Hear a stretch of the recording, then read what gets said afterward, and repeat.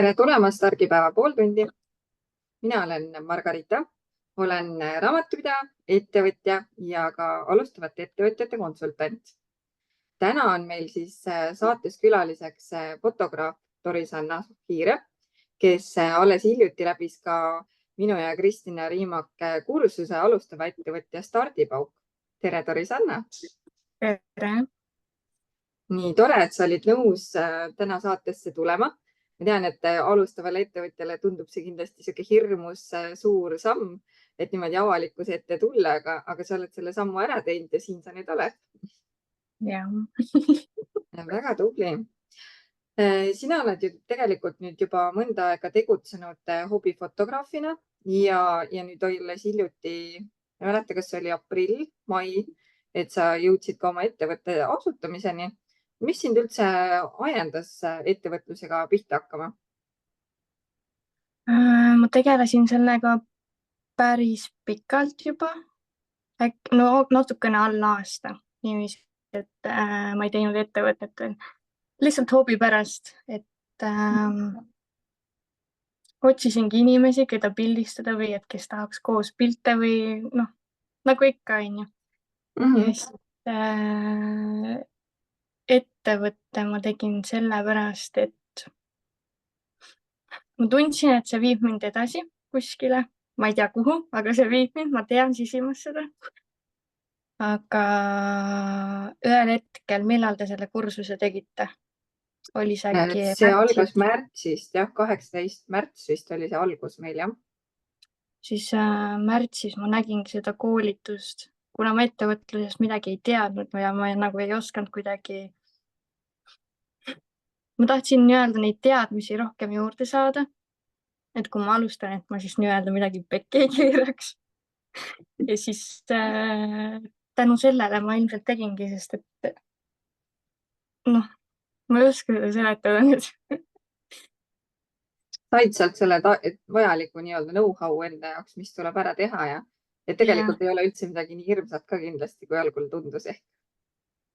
Nojah, neid kursuseid kuulates ka, siis ma mõtlesin, et tegelikult see ei olegi ju nii keeruline, et ma lihtsalt teen selle ettevõtte ära ja nii-öelda selle käigus siis saan õppida juurde või küsida või et kui ma hätta jäängi, siis ma tean, et sina oled mul kõrval.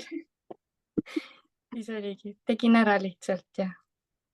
Aga mis olid need peamised takistused, et miks sa juba varem ei julgenud ettevõtlusega pihta hakata? Et kas pigem oligi see teadmiste puudumine või midagi muud seal juures? Pigem oligi teadmatus ja hirm, et äkki ei lähe nii hästi, ei taha ju läbi kukkuda ka, on ju. Siis pigem oligi hirm selle taga. Ja, eks see vist on üks peamisi põhjuseid ka, miks lükatakse edasi üldse seda ettevõtlusega alustamist, et lihtsalt ongi see hirm teadmatuse eest ja hirm läbikukkumise eest, et mis siis, kui ei lähe õnneks. Aga samas, kui sa oled juba ettevõtlusega pihta hakanud, siis sa saad aru, et tegelikult, mis siin ikka juhtuda saab. Et tegelikult ei ole midagi hullu, et kui ei proovi, siis ei saagi kunagi teada. Aga mis sind kunagi fotograafia juurde tõi? Kust sul selline huvi tekkis? Ma olin äkki 10-aastane umbes, kui ema ostis endale kaamera. Siis mingi hetk ma mõtlesin, et ma tahaksin ka proovida pildistamist. Ise muhvigi ei tea, mis asi see kaamera üldse on, kuidas neid sätteid seal panna. Siis pildistasin seal loodust ja kõike seda, siis kadus mingi hetk see huvi ära niiviisi. Ja siis äkki pubekana oli see, kus ma sõbrannadega ikka käid pildistamas ja tunned huvi ja meeldib nagu ringi käia niikuinii, siis võtad ikka kaamera kaasa, olgu selleks telefon või kaamera ise, on ju. Ja siis oli jälle pikalt vaikus ja siis aasta tagasi mul oli mingi vana kaamera alles, seisis äkki 3 aastat mul kapis. Ja siis ma hakkasin lihtsalt enda laste peal katsetama, proovima. Ja tegingi lastest ja siis lõpuks hakkas rohkem huvitama, siis ikka võtad enda need YouTube'i videod lahti, kuidas, mis sätted panna. Ja siis lõpuks, kui ma olin nagu nii-öelda laste peal ära proovin, siis ma mõtlesin, et prooviks edasi vaata. Ja siis no ettevõtlus mul ei olnud, aga siin Suure-Jaanis tehes siis paned ikka kuskile gruppi üles, et kuule, et pildista, et äkki keegi tahab tulla. Siis mõni ikkagi tuli võõras täiesti, et ma ise ei teadnud ja endale imestuseks siis tegin ikkagi jõulunurga. Äkki novembris mõtlesingi, sügisel ma sain läbi tuttava siis nii-öelda stuudio ja tegingi novembris jõulunurga, panin videod ülesse, samamoodi Suure-Jaani sinna märgatud Suure-Jaanis gruppi ja läbi selle siis oligi jõuludel äkki november-detsember mingi üle 20 inimese isegi tuli oma perega veel. Ja see on ju väga super tulemus. Kas sa mäletad seda kõige esimest korda ka, kui sa üldse välja kuulutasid, et sa sellist teenust pakud, mis tunded sind tookord valdasid? Istusin seal telefoni ääres niimoodi. Ei, aga päriselt see oli hirmus. Ma ei teadnud, mida inimesed arvavad. Jälle see, et inimeste arvamus nagu luges mingil määral, aga siis ma suutsin enda peas ketrata selle niiviisi, et keda huvitab. Ma proovin see, esimene asi ja katsetuseks ikka oli sihuke paras katsumus. Ja siis pärast seda oligi niiviisi tihedamalt inimesed nagu teadsid mind mingil määral, mitte kõik, aga jah, nagu tundsid ära, et tema teeb ja tuleb minna ja. Väga vahva ja niimoodi ta lõpuks läheb, on ju. Soovituste pealt. Tavaliselt fotograafidel on ikka mingid oma kindlad eelistused, et mida neile meeldib pildistada, et kellele meeldib loodust, kellele inimesi ja inimeste osas ka võib-olla, et kes tahab peresid, kes tahab just portreefotosid teha. Kas sul on ka mingi oma isiklik eelistus või mingi temaatikad, mis sulle meeldib just pildistada või oled sa täna veel selles seisukohas, et sa oled rohkem avatud nii-öelda kõikidele pakkumistele? Ma olen ikkagi mõelnud, et ma teen seda, mis mulle meeldib. Näiteks ma sain aru, et mulle ei meeldi üritusi pildistada. Samas ma tahaksin proovida pulmasid pildistada. Aga praegu niiviisi kindlad asjad, mida ma pildistan, on portreed inimestest, naised näiteks on ju, siis pered, beebiootus ja muidugi temaatika on see, mis mind nagu huvitab. Näiteks praegu see, et paat sai tehtud selleks, et teha nii-öelda järve peal nii-öelda midagi, mis oleks ekstra minu jaoks nagu, et need pildid oleks ägedamad. Paarid muidugi ka. Nagu, ja ma ei oskagi seda temaatika asja seletada niiviisi, ta ei ole päris nagu fantaasia. Et ta oleks nagu nii-öelda nagu päris ikka, aga et midagi oleks nii-öelda see kirss tordil, mis seal nagu annab pildile juurde veel. Ja need mingid temaatilised fotod vist on ka sellised asjad, mis fotograafidele tihtipeale nii-öelda nagu raha sisse ei too, aga nii-öelda loovad enda nii-öelda hingele väärtust, et siin nooremana olen ka ikka käinud sõbrannadega kaasas siin nii mõnegi fotograafi juures, kes lihtsalt tahabki nii-öelda nagu enda tassi täita ja ongi mingid kindlad, mis tal tekib mingi mõte, et tahaks buduaari teha näiteks seda, on ju, või ma ei tea, mis iganes muid asju, et siis ongi nii-öelda nagu neid lavastatud fotosid teinud ja see ongi nii-öelda nagu enda tassi täitmiseks tal just olnud, et saaks ise nagu mingit põnevust juurde. Nagu need self-love sessioonid või siuksed, neid ma teen ka hea meelega. Nii et. Ja. Tahtsin uurida ka persoonibrändide kohta, et üha populaarsem on ju täna just need persoonibrändid, mitte siis sellised nagu suured ettevõtted ja see persoonibränd ju üldjuhul ta siis nagu koosnebki ühest inimesest, kes siis enda teenuseid ennast reklaamib ja siis nende jaoks on hästi olulised ka just need reklaamfotod. Et kas sa oled enda jaoks võtnud ka persoonibrändid nii-öelda sihikule, et kas sulle meeldib selliseid portreefotosid ka teha või kas sa oled teinud selliseid ettevõtjatele suunatud fotosessioone ka? Ma olen teinud seda ainult ühe korra, aga see oli täiesti alguses, kui ma alustasin. Et ma otseselt niiviisi ettevõtetele pilte ei ole teinud. veel. Aga kas sa näed, et see võiks olla kunagi sinu nišš, mida võiks tegema hakata? Proovida võib ja nagu ma ei keeldu, ma proovin ja kui mulle meeldib, siis ma teen hea meelega, nii et see olenebki, kes mida tahab jälle, et alati ei tule see, et tule tee nüüd mulle toodetele pilti. Võib-olla ma ei ole leidnud niiviisi inimest, kellel on vaja mingit toodet reklaamida või mis iganes. Ja ei, ma ei mõtlegi nagu ainult toodet, vaid inimesi ennast ka. Inimesi ennast ka. Et see siis sellega on nii-öelda see provotseeriv küsimus. Et Viljandis on tegelikult ka hästi palju fotograafe ja mis mina nagu näen, mis on kõige suuremaks miinuseks, et millegipärast fotograafid ei taha keegi ettevõtlusega pihta hakata. Ehk et nad teevad suures osas, nagu selles mõttes ma ei üldista, et meil on fotograafe ka, kes teevad, kes on nagu valmis arvet väljastama. Aga hästi palju on siis neid, kes mustalt teevad ja näiteks ongi, et kui sa persooni brändi lood, siis üliraske on leida fotograafi, kes on valmis siis nagu arvet ka väljastama. Ja reeglina, kes siis persooni brändi nii-öelda juba arendab, et ta ikkagi on juba ettevõtja ja ideaalis samamoodi maksaks arve alusel. Et sellepärast ka selline küsimus nii-öelda, et siis teab, et sinu poole võib tulevikus pöörduda, kui kellelgi huvi on. Ja, võib küll. Ja, väga tore. Aga kes on üldse sinu ideaalne klient?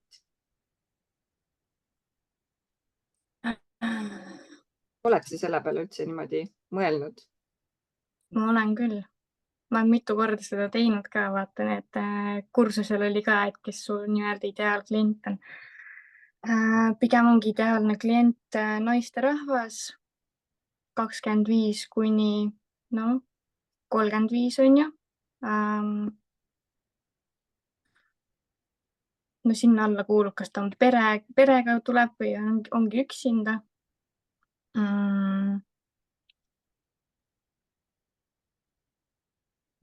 Ideaalne klient. Mis sinna alla läks veel?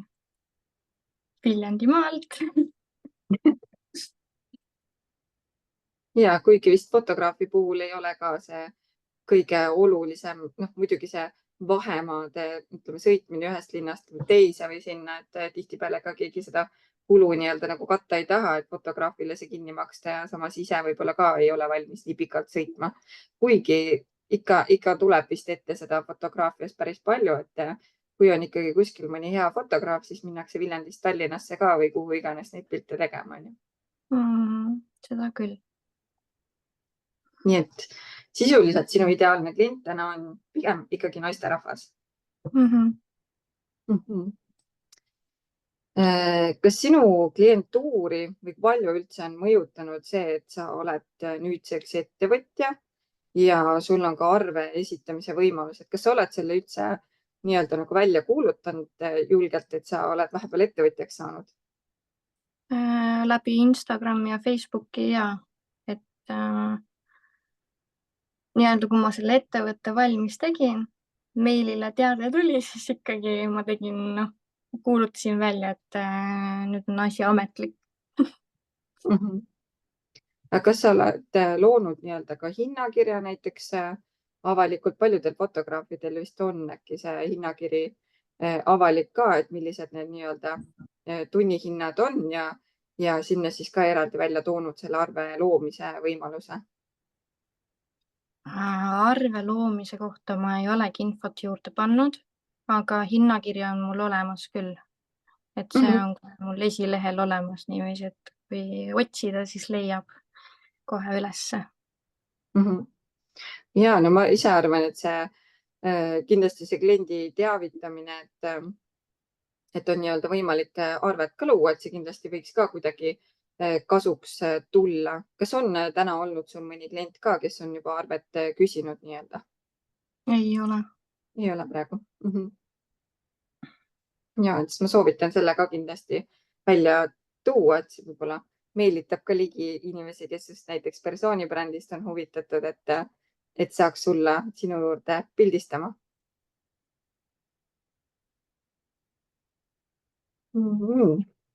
Aga räägi pildistamisest üldiselt siis nii-öelda kuulajatele ka, et erinevaid soovitusi siis, et mida pildistamisel üldse silmas pidada, et kui ma tulen pilte tegema, siis kas ma peaks riietusele kuidagi rõhku panema või mingitele värvitoolidele, mis on üldse ideaalsed värvitoonid näiteks, mida fotograaf näha tahaks? Seda küsitakse tihti. Mina olen enda jaoks pannud paika, et kliendil võiks olla ikkagi heledates toonides riided. Samuti nad ei tohiks olla nii-öelda erksad, siuksed kärts-mürts-värvid, et ta päiksega ikkagi peegeldab sulle näkku ja kui sul ongi kärts, roheline kleit või mis iganes, siis ta nii-öelda päike peegeldab selle värvi sulle näkku ja seda on ka üsna raske maha saada nii-öelda, kui nahka tuunida seal. Siis samuti pigem ongi heledad, valged, pruunid, pastellsed toonid, et ei oleks see kärts-mürts. Ja ma olengi mõtlenud, väga hea, et sa selle välja tõid. Ma olengi mõtlenud, et huvitav, et miks ei või panna siukseid nagu särtsakaid värvilisi riideid, et osa inimesi just eelistavad hästi palju värve, et miks need siis nagu soovituslikud ei ole. Aga see on tõesti hea tähelepanek, et need värvid võivad ju kumada sulle päikesega või varjudega, mis iganes kuidagi näo peale ka ja siis jah, ega tõesti Shreki pilte ei taha, onju. Ja, aga must värv on ka üks, mida üldse ei soovitata pildistamisel. Mis selle põhjuseks on? Musta ma olen üldjuhul nii-öelda kontrastiks lubanud kasutada, et kui sa panedki mingisuguse valge särgi näiteks või mingi pastellse tooni, millega sa tahaksid nii-öelda mustaga kombineerida. Mustaga on see, et piltide peal, kui sul on kvaliteetne pilt, siis tal jääb nii-öelda neid tolmukipõmekesi, neid on hästi-hästi näha piltide peal nii-öelda, siis on see asi, aga üleni mustas ma ei oskagi seletada rohkem. Mind häirib just see, et kui must on, vaata siis nii-öelda selle tolmu, kuidas seda nimetatakse, rull, vaata, et seda tolmu pükstelt maha saada, siis ikkagi mingil määral jäävad nad sinna külge ja siis kulub selleks rohkem aega ja tööd, aga nagu ma ei ole otseselt keelanud, et päris kanda ei tohi, aga jah, ma eelistan pigem värvi, selle musta võib lisada sinna küll. Ja eks see must vist on omamoodi sünge ka, et sellepärast võib-olla ei olegi kõige parem lahenduseks. Aga kui oluline on näiteks see, et kui tulla perega pildistama, et kas siis on tähtis, et peaks olema kõik ühtemoodi toonides või võivad olla ka kõik erinevad, aga lihtsalt, ma ei tea, mingid pastellsed neutraalsed toonid siis? Pigem jah, perega on see, et võiksid mingil määral ikkagi match ida, sest et kui üks on näiteks rohelises, teine on roosas või okei, kuidas ma seletan nüüd, see pilt ei jää nii terviklik niiviisi, nii-öelda, et see ei paista välja, kui üks on ühes värvis, teine teises, et kui ongi, ühed on valges, teine on mustas, siis on jah, ta ei paista välja sealt niiviisi lihtsalt. Aga kui oluline on fotomeik ja soeng pildistamisel? Ja kas see soeng üldse määrab rolli või piisab sellest, et juuksed on kammitud? See oleneb kliendi soovist, kas ta tahab naturaalsemaid pilte endast või ta tahabki nii-öelda rohkem seda aega iseendale, et jumestusse veel minna ja nii-öelda see tulemus tuleb nagu professionaalsem võib-olla. Ma ei olegi selle peale mõelnud, sest et ma olen lubanud enda klientidel teha nii, kuidas nad ise tahavad. Peaasi, et see riietus näiteks paigas on, aga et kuidas sa juuksed tahad panna või kas sa tahad meiki üldse või ei taha, siis see on ju enda otsustada. Aga jah, muidugi ilusam jääb, kui ongi fotomeik olemas ka. Mul on lihtsalt silma jäänud jah, et on fotograafe, kellel on see nii-öelda nagu sellise kohustusliku elemendina kirjas sinna fotosessiooni juures, et sul peabki olema kohe kindlasti fotomeik, et alla selle nii-öelda sind üldse ei võetagi pildistama. seda ma olen ka näinud, aga ma ei tea, mina ei sunni et sa võid selle meigi ise ka teha, Õrna, või kuidas sa ise tahad. Ja see võib-olla loob mingi selle enese rahulolu pigem ehk neile, kes võib-olla ei ole nii enesekindlad, et kui tehagi see korralik fotomeik, et siis võib-olla annab mingi julguse juurde äkki fotosessiooniks või midagi sellist. Ma usun küll, jah. Kuidas sinu kogemus on üldse nii-öelda nagu eestlaste pildistamisega, et me olemegi ju teatagi niisugune natukene tagasihoidlikum rahvas, et kas klientide juhendamist ja seda on väga palju või pigem on, et inimesed tulevad kohale ja siis nad ongi juba nii loomulikud ja julged, et suudavad ise nii-öelda leida neid poose? Üldjuhul ma näen inimeses ise ära selle, kas ta nagu tahab ise nii-öelda, kas ta on ise liikumises või nagu voolamises, et nüüd pildistame, vaata, või noh, selle pildistamise energiaga kaasas või ei ole, et kui ma ikkagi näen, et ta on ise ka krampis, siis ma ikkagi juhendan, aga ma võin isegi julgelt öelda, et enamus on ikkagi siuksed, et nad tunnevad võib-olla vabamalt ennast. Või siis ma panen ise nad vabamalt tundma, ma ei tea aga igatahes mulle meeldib, kui inimene ise nii-öelda voolamises on või et ta liigutab ennast või kasvõi lastega tegeleb, vaata, samal ajal kui pildistame, nii-öelda mängib või kõditab või mis iganes, siis ma pigem ei juhenda, ma lasen lihtsalt olla, voolata sellel sessioonil ja ikkagi pildid tulevad paremad kui need, mis on poseeritud niiviisi. Nii et ma teen selle fotosessiooni nii-öelda mängulisemaks, kui on ikkagi lapsed ka mängus, siis ongi seda mängulisust rohkem vaja. Et tee nüüd kõdi või tee mingi naljakas nägu ja laps juba itsitab ja ihihi ja ahahhaa on olemas ja siis tulevadki siuksed lõbusad pildid. Aga naisterahvad, kui nad üksi on käinud, siis ikkagi mingil määral ma juhendan. Ja kui ta nii-öelda seda uut poosi või pea liigutamist või mis iganes, ei oska nii-öelda kaasa tulla sellega, siis ma ikkagi näitan ja juhendan ja panen tundma, et ei pea muretsema selle pärast, et ma olen kõrval.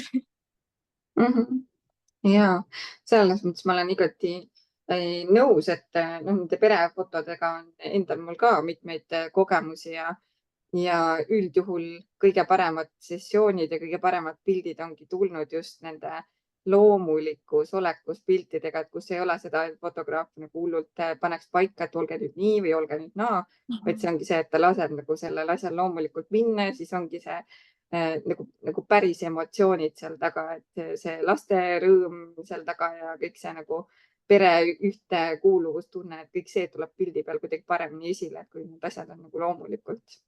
Yeah.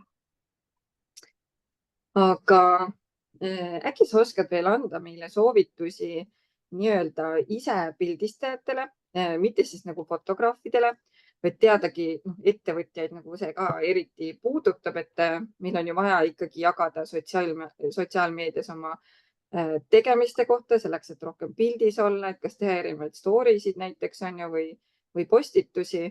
Ja üks osa sellest on alati siis nii-öelda nagu telefoniga pildistamine, et reeglina meil ei ole ju eraldi kaameraid, kes me fotograafid ei ole.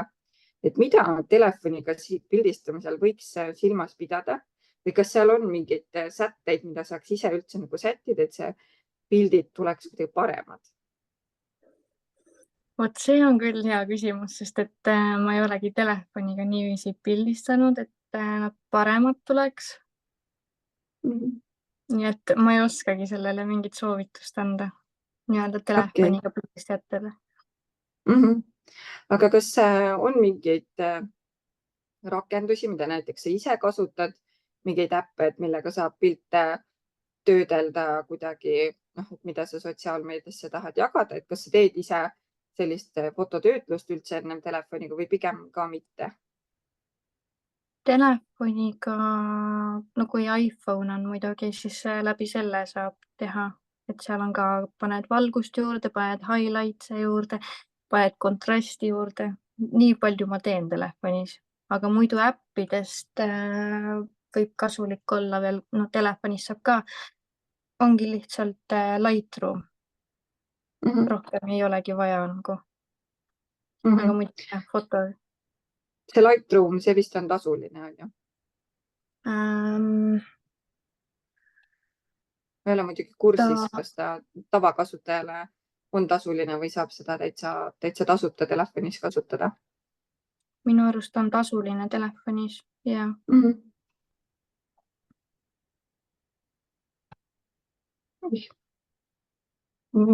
Mina ise olen kasutanud näiteks Snapseedi. Ma ei tea, kas sa oled kuulnud sellisest ma olen äpist? kuulnud ja Ja, et mina ise olen seda kasutanud, et muidugi ka ei ole mingi spetsialisti tasemel ega midagi, aga mul tundub ka sihuke lihtne ja lollikindel äpp, mida kasutada siis, et kas pilte heledamaks teha või mingit värve natukene sättida või udutada ära mingid asjad seal või võtta üldse värve maha, et kui tundub, et on nagu liiga intensiivne kuidagi. Et mina olen ise näiteks seda varianti kasutanud ja osadel ma olen kuulnud, et ka Canvas teevad mingeid asju, et kas udutavad siis pilte või panevad sinna mingid nii-öelda filtrid peale, et ma ise ei ole kunagi katsetanud, aga olen kuulnud, et selline võimalus ka on. Canvas ma ei teadnud, et pilte tehakse niiviisi. Ja. Aga nagu sisuloome jaoks on ikka kasutatud, nii et. Ja no ettevõtjale, kes oma toodetele, teenustele reklaami teeb, siis see Canva on täna vist niisugune must have programm või tarkvara, mida üldse kasutada, et saab kõik reklaampostitused sellega ära teha ja piltidelt hästi lihtsasti tausta eemaldada ja kõike seda teha, et hästi-hästi mugav. Nii, kas sul on veel meie kuulajatele midagi öelda? Tahad sa endast veel midagi rääkida, oma teenustest? Või kutsuda üles pildistama suvel?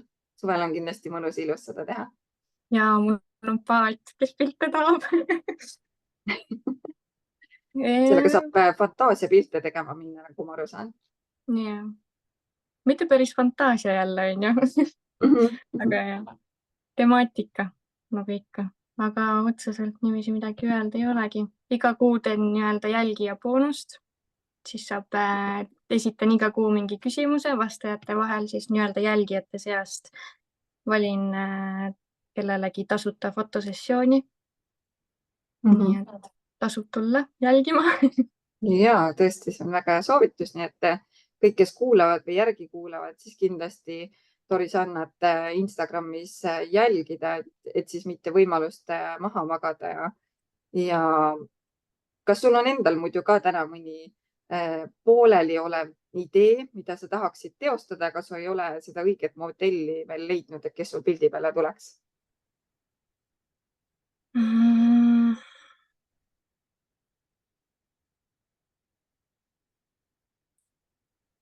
Kusjuures ei olegi praegu mingit sihukest ideed. Ma olen ära teinud need praegu. Aga need ideed tulevad niiviisi klõpsust, nii et. No väga põnev, nii et sinu Instagrami kontolt või Facebookist saab siis jälgida, milliseid erinevaid põnevaid sessioone sa oled teinud ja kui kellelgi on persoonibrändi jaoks fotosid vaja, siis ka julgelt võib Dorisanna poole pöörduda. Aitäh sulle, et sa täna laivi tulid, et sa selle julguse kokku võtsid. Ma soovin sulle palju edu ettevõtluse teekonnal ja et sinu klientuur veelgi kasvaks ja ühel hetkel tunned, et oled täiskohaga ettevõtja kõiki oma nende fotograafiatööde juures. Aitäh sulle, et sa kutsusid. Sain jälle ühe hirmu ületatud. Just, mugavustsoonist välja. See ongi argipäeva pooltunni mõte ka. Ja. Aitäh sulle ja ilusat reedet kõikidele kuulajatele. Tšau! Tšau!